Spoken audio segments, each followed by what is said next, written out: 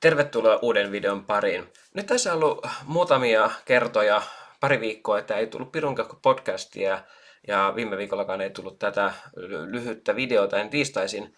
Johtuu ihan siitä, että tässä on ollut vähän kiire, plus sitten tuli teknisiä ongelmia sitten haastateltavan kanssa, että ei saatu sitten nauhoitusta toimimaan. Mutta ei hätää, tässä on nyt näitä nauhoituksia taas sitten tulossa. En nyt ole ihan varma, että nyt tulevana lauantaina ei välttämättä tule pirun keuhkoa, mutta sitten tulevina sen jälkeen kyllä sitten tulee murheet pois. Mutta mennään tämän videon aiheeseen. Mulla on joskus kysytty, että minkä tähän harmonikka pitää virittää siinä soittimessa. Ja mä näytän tällä videolla minkä tähden. Ja itse asiassa tämä on semmoinen asia, mistä sitten väitellään myös jopa kansainvälisissä harmonikan korjaajien foorumeissa, mitä tuolta sosiaalisesta mediasta löytyy. Ja siellä on tosi tiukat kannat, että on puolesta tai vastaan. Ja ne, jotka yleensä sitten haluaa virittää ilman tätä kielet olisi soittimessa sisällä, niin sanoo, että he tuntee heidän työkalunsa niin hyvin, että lopputulos on hyvä. Mä oon tästä vähän skeptinen sinänsä, koska ne erot, mitkä sitten tulee siitä, että soitin on tässä kokonaisuudessaan, missä viritetään tai puolikkaana virityspöydällä verrattuna, että sun on kielipenkki irti, niin on ihan toinen. Jos mennään pikkasen historiassa taaksepäin sinne 1900-luvun alkupuolelle ja miksi nyt sinne 560-luvullekin, on ollut tällaisia erilaisia virityspenkkejä. Suomessahan nämä virittäjät on tehneet itsenäisesti omia työkalujaan ja myös sitten keksineet erilaisia tapoja virittää. Italialaisillahan on semmoinen tapa, että niillä on testipalje tai virityspalje, mikä on niin kuin tavallaan, missä on vaan levy, palje ja sitten semmoinen kaulus. Se kaulus on siis tämän näköinen pehmustettu nahka, yleensä pehmusteinen kehikko, mihin se soitin laitetaan päälle. Sitten italialaiset tyypillisesti sitten laittaa soittimen siihen ja sitten toisella kädellä, kummalla kädellä nyt sitten onkaan, nytkyttää sitä ja kuuntelee ja virittää. Mä en ole koskaan halunnut tehdä sitä, koska sitten mä oon ajatellut sillä tavalla, että mä haluan käyttää mun kehon mahdollisimman symmetrisesti, niin tässä kohtaa niin on hyvin mahdollista tulee jäykkyksiä kehoon, niin on sitä halunnut välttää. Ja mulla itselläni on sitten ihan toisenlainen virityspenkki. Nämä suomalaiset vanhat virityspenkit, mitä on, niin mä oon nähnyt muutamia erilaisia. Aika usein niissä on jalalla pumpattava palje tavalla tai toisella. On semmosia keinuvia pedaaleja vähän niin kuin urkuharmoneissa tai sitten on ollut yhdenkin semmoisen nähnyt, musta missä oli, että palje laitetaan polven kohdalle reiteen nahkaremmillä kiinni ja sitten liikutetaan jalalla sitä paljetta. Ja niistä on saatu sitten se ilmavirta siihen harmonikkaan ja sitten on voitu virittää. Sitten on myös ollut tämmöisiä, Ruotsissa muistaakseni näin tämmöisen Gävlessä oli silloin jo vanha eläkkeellä oleva musiikkikauppias, jonka virityspöytä oli semmoinen, että siinä oli harmonikan kielipenkki kiinni näkyvissä niin kuin puisella pöydällä. Ja sitten tämmöisillä pienillä listoilla aina avattiin siinä kielipenkin alla oleva ilmakanava. Ja sitten viritettävä kielipenkki laitettiin siihen päälle, niin kuin pöydän päälle etupuolelle, missä oli reikä. Ja sitten aina otettiin joku tietty ääni auki ja sitten se, mitä haluttiin virittää, niin tämä soittimen kielistö oli siinä aukon kohdalla. Ja sitten ikään kuin kopioitiin se virityskielipenkin ääni toiseen äänikielipenkkiin. Tämä on mun mielestä hyvin karkeata tapaa tehdä, koska se alkuperäinen kielipenkki menee epävireeseen, siinäkin voi tulla vikoja. Ja sitten tässä ei huomioida millään tavalla soittimen yksilöllisiä akustisia piirteitä, joten lopputulos on jotain sinne päin. Mä otan nyt tuosta harmonikan tähän pöydälle ja katsotaan, miten se ääni muuttuu sitten tässä, kun se on pöydällä ja harmonikan sisällä. Ja jotta tämä testiasetelma ei jää mitenkään epäselväksi, niin mulla on tässä viritysmittari, mikrofoni ja sitten mulla on harmonikka tässä näin. Ja tää on pinta-äänikerrallinen 4-äänikertainen malli. Mä käytän 8 jalkasta äänikertaa tässä testissä. Ja sitten mä nauhoitan täällä näin. Tällä tavalla sitten seuraavaksi mä otan tämän yhden tai kaksi kielipenkkiä tähän pöydälle, sitten mitataan samat hommat ja saadaan tulos. Se, mitä mä tässä nyt mittaan teille, on äänen korkeus. Mutta voin ottaa tuosta muutaman äänen myös sitten, missä katsotaan äänen spektri ja miten se muuttuu. Siihen riittää ehkä muutama ääni, koska sitten jos niitä ottaa nämä yli 40 ääntä, mitäs mulla tässä on 46 ääntä tai jotain sellaista, niin siinä sitten olisi vähän työläämpää sitä tutkia. Ne otetaan sieltä vähän esimerkinomaisesti niitä lukuja.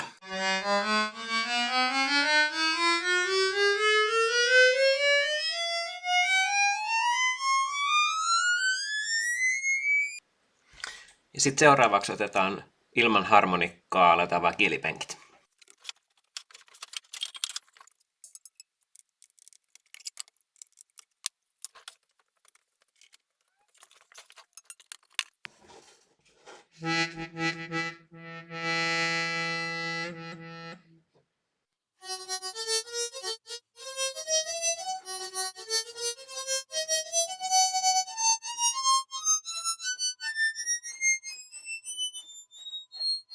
Katsotaan näitä tuloksia nyt sitten tuosta näytöltä.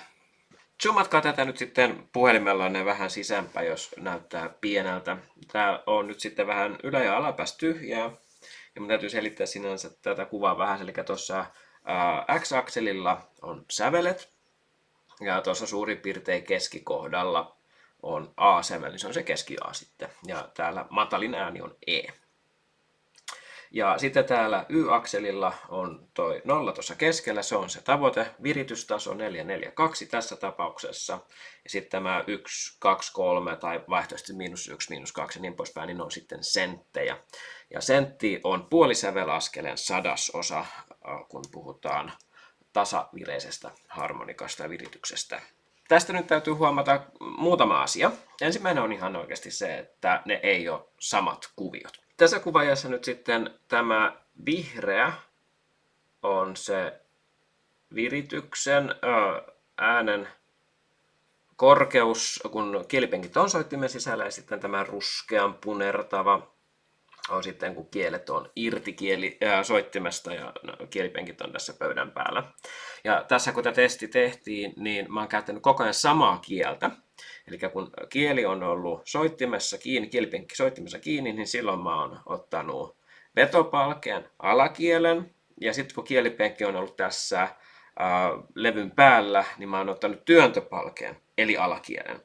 Eli kun kielipenkki tulee tähän levyn päälle, niin sitten palkeen suunta vaihtuu, että saadaan sama kieli soimaan. Jos nyt puhuttaisiin tarkasta vireyden tekemisestä, niin ei ole sama. Samankaltainen, aika lähellä, mutta ei ole sama. Nyt täytyy sitten kuitenkin sanoa, että tämmöinen, niin kuin täällä on yhden, pahimmillaan ehkä kahden, onko täällä missään kolmen, 1, 2, 3, tuossa on 3 sentin, 0–3 senttiä on tämä ero. Ja sitten jos puhutaan tarkasta vireestä, niin se on merkittävä, kun pitäisi pysyä niin kuin, huomattavasti niin kuin alle sentissä se ero. Se vähän tapauskohtaisesti vaihtelee, miten se soitin pysyy vireessä, ja sitten täytyy niin kuin virittää siinä itse tästä päätelmää, että hei, näin tehdään. Tämä viritys näin poispäin, mutta kuitenkin tämä on se juttu. Toisaalta mä oon yllättynyt, että tämä ero on näin vähäinen, ja mä tässä pohdin sitä, että se johtuu ehkä siitä, että on pinta-ääni kerrallinen ja häkki on hyvin avoin, siellä ei ole yhtään mitään niin kuin esteitä oikeastaan äänen ulostuloa. Ehkä rekisterikoneisto pikkasen voi olla eri kielipenkkien kohdalla antaa vähän erilaista heijastuspintaa, mutta noin periaatteessa aika yhtenevä kuitenkin tämä lopputulos sitten on. Ja otetaan nyt tämä spektri sitten seuraavaksi ja otetaan samat alakielet ja D ja A-ääni, no eri kielipenkeistä sitten. Ja katsokaa tuota erityisesti tuota ylintä spektrikuvaa, mikä sitten on käytännössä sama kuin tuo oikealla keskellä oleva, mutta vähän nopeampi ja tarkempi. Ja sitten täällä alhaalla vasemmalla tämmöinen punainen käyrä, mistä näkee tämän äänen korkeuden, mutta se voi heittää aika paljon kyllä, että se ei ole ehkä ihan totuudenmukainen aina. Mutta otetaan alakielet D ja A.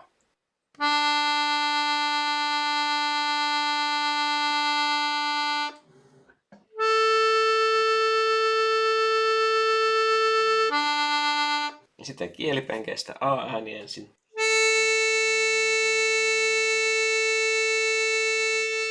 Ja sitten D-ääni.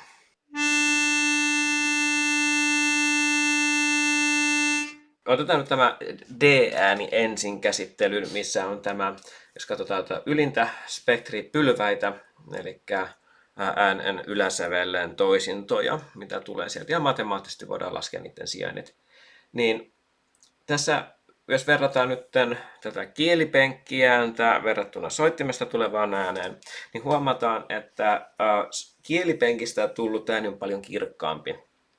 Tuolla toi yläsävelet on huomattavasti vahvempia, niitä on useampia laskettavissa. Kun verrattuna sitten tähän, jos otetaan tämä soittimesta tullut ääni, niin tuo perusääni on ehkä pikkasen vahvempi. Jos ajatellaan, että hyvin marginaalisesti, ehkä muutaman desibelin verran, mutta joka tapauksessa se ääni saattaa vahvistua siitä, että siellä on pieni kaikualue, tämä kielipenkin sisuskalu, mistä se ääni tulee ulos, kun sitten tässä, kun kielipenkki on pöydällä, niin se äänihän tulee ulos ikään kuin ei samaa reittiä kuin sitten tuossa soittimen kautta tultaisiin, että se ei tule sieltä kielipenkin läpi, vaan se tulee sieltä kielen kärjen kautta sitten kuultavaksi. Ja tämä hieman tummempi ääni, vaimempi ääni, periaatteessa tämä kielipenkistä tuleva ääni on. Ja jos katsotaan sitten toi A-sävel, niin A-sävel, jos otetaan tämä, missä on kielipenkin ääni, niin huomataan ihan sama juttu, että siellä on hyvin moninainen tuo yläsävelsarja, kirkas, ja sitten tämä varsinainen ääni, mikä sitten kuullaan soittimen kautta, niin on huomattavasti suppeampi tämä yläsävelsarja. Eli toisin sanoen on huomattavasti pehmeämpi ääni.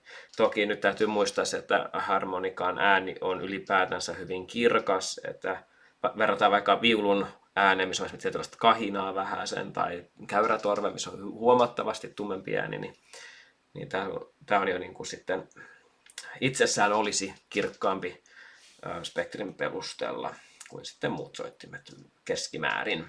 No, miten sitä nyt sitten vaikuttaa käytännössä? No, pienetkin erot virittämisessä on huomioitava, ja kaikki tämmöinen eroavaisuus, mikä tulisi, että kielipenkit on irti tai soittimessa, niin se on huomattava. Ja sehän voi sitten kertaantua, että jos vaikka on 4 äänikertaa, niin jos siellä on sama ääni ja kaikki 3 on soittimessa vaikka nollassa, mutta sitten siellä kun viritetään vaikka sitten kielipenkin kanssa, niin se onkin ehkä +1 +2, ja sitten ne viritään nolla ja laitetaan soittimeen, niin sitten se heittää siellä. Eli sieltä tulee sitä heittoa hyvin helposti, niin kuin jos ajatellaan äänikertojen välillä. Sitten otetaan vielä äänikertojen lisäksi vielä oktaavihyppelyt, niin sitten se vielä kertaantuu. Eli tarkkuus on tässä niin kuin äärimmäisen hyvä juttu huomata, ja sen takia sanoisin, että ehdottomasti kielipenkit pitää olla soittimessa, kun soitinta viritetään. Toinen juttu voi sitten liittyä tähän, mitä me kuullaan. Eli tämä äänen tuntemus on niin kuin semmoinen asia, että voi olla helpompaa virittää jompaa kumpaa. En ole kielipenkkiä kauheasti virittänyt, oltiin niin kuin pelkästään ilman soitintaa, joten en osaa sanoa, että onko se niin erilaista loppupeleissä virittää, niin kuin miltä se kuulostaa, kun sitten se olisi soittimessa. Mutta sieltäkin saattaa tulla niitä yhteisvaikutuksia. Ja se, mikä niin kuin tässä ehdottomasti, kun soitin on kasassa, mitä tarvitaan virityksessä, on se, että sä tarvit niitä intervalleja. Kun sä virität vain kielipenkin, sä virität yhden äänen kerrallaan ja viritetään soittimessa, niin silloin me saadaan kaikki tarvittavat intervallit kuunneltua. Eli siinä mielessä niin kuin soittimessa virittämisessä on paljon hyötyjä verrattuna siihen, että virittäisi vain kielipenkkien kanssa. Se, mikä tästä täytyy vielä sitten niin kuin huomata, että on myös tapauksia, missä testi- tai virityspalkella viritetty soitin antaa täysin eri lopputuloksen kuin sitten, että soitin olisi kasassa omassa palkeessaan. Kouvolan peleissä 30-40-luvulla esimerkiksi, niin uloimman kielipenkin matalimmat äänet diskantissa on niin lähellä reunaa, että siellä niin kuin se ääni vaihtuu jo vähän siitäkin etäisyydestä johtuen. Toisinaan sitten kielipenkeissä itsessä on myös tällaisia vähän tiukkoja kohtia, missä se ääni sitten vähän voi tulla ongelmaksi kovalla paineella. Esimerkiksi kieli voi ruveta koskemaan kielipenkin keskellä olevaa puuta.